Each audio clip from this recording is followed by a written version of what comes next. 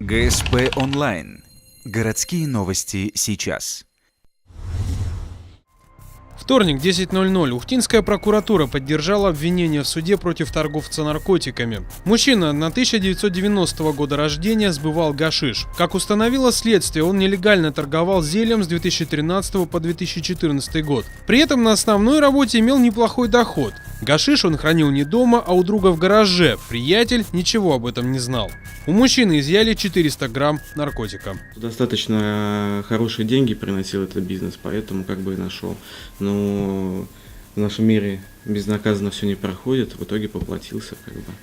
На заработанные деньги мужчина купил дорогую машину, однако в итоге его все-таки задержали. Суд учел сотрудничество торговца со следствием и смягчающие обстоятельства малолетнего ребенка на иждивении. Приговор оказался ниже минимально возможного по статье – 8 лет за решеткой и 200 тысяч штрафа.